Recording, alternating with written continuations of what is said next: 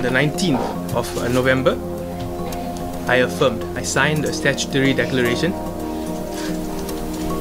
detailing my sexual assault, my experience of sexual assault by Anwar Ibrahim in his house on the 2nd of October 2018.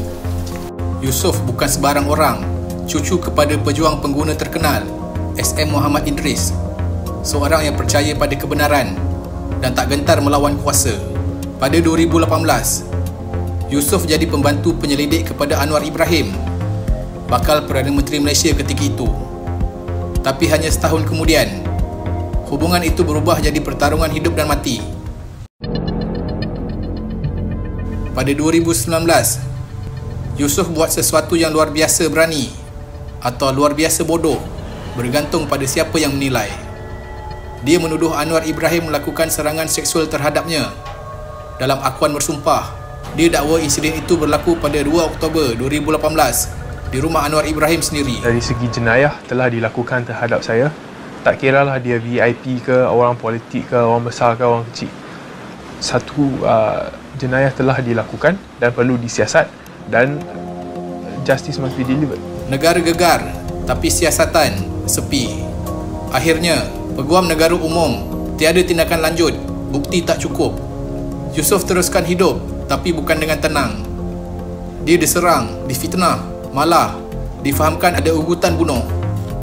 6 September 2024, Yusof ditahan. Dalam keretanya, polis dakwa jumpa 305 gram ganja dan 2 pucuk pistol tiruan. Pihak polis dakwa ini kes dadah dan senjata. Tapi Yusof cuma cakap satu benda, itu semua ditanam. Dari situ, teka-teki bermula. Siapa nak kenakan dia dan kenapa baru sekarang? 9 bulan Yusof direman. 13 orang saksi dipanggil. Tapi satu benda yang tiada, bukti mengaitkan dadah dan senjata itu dengan dia. Pada 12 Jun 2025, Hakim Datuk Muhammad Jamil Hussein buat keputusan besar. Mahkamah kata, tiada kes prima facie. Maksudnya, kes ini dari awal pun tak kuat. Yusof dibebaskan. Tiada bela diri pun perlu. Peguam Yusof kemudian buat sidang media.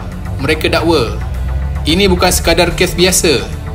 Ini operasi untuk menutup mulut orang yang tahu terlalu banyak. Selain daripada itu, mahkamah juga telah membuat keputusan di mana mahkamah telah menyatakan dengan jelas bahawa amat tidak selamat untuk memanggil Yusof Raute membela diri. Mahkamah juga dalam keputusannya telah menyatakan bukan sahaja tidak selamat, tetapi terlalu banyak kemungkinan, terutamanya akses orang lain kepada kereta Yusof Raute pada waktu kejadian tersebut.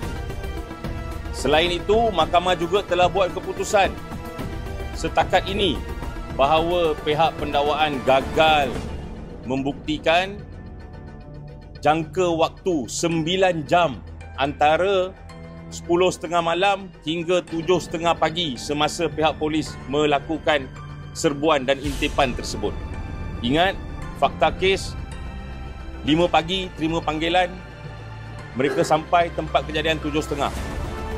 Keterangan 10.30 malam sehingga 7.30 itu 9 jam gagal dijawab oleh pihak pendakwaan. Pihak pegawai penyiasat juga gagal untuk menyiasat dengan jelas penama-penama yang telah diberikan oleh Yusof Raute dalam pembelaannya, dalam keterangannya, dalam percakapannya, termasuk nama Datuk Seri Anwar Ibrahim. Yusof belum habis. Dia nak teruskan saman sivil terhadap Anwar, kes asal yang buat dia dihukum secara senyap. Tapi Anwar ada kad permohonan imuniti sebagai Perdana Menteri.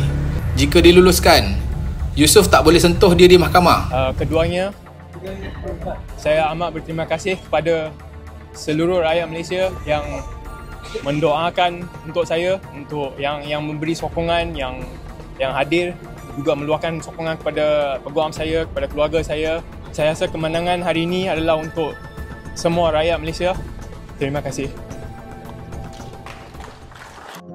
Ini bukan cerita politik semata-mata. Ini tentang sistem, tentang bagaimana kuasa boleh menentukan siapa penjenayah Dan siapa dipenjarakan kerana kebenaran? Yusof Rota bukan bebas dari lokap. Tapi persoalan sebenar belum dijawab.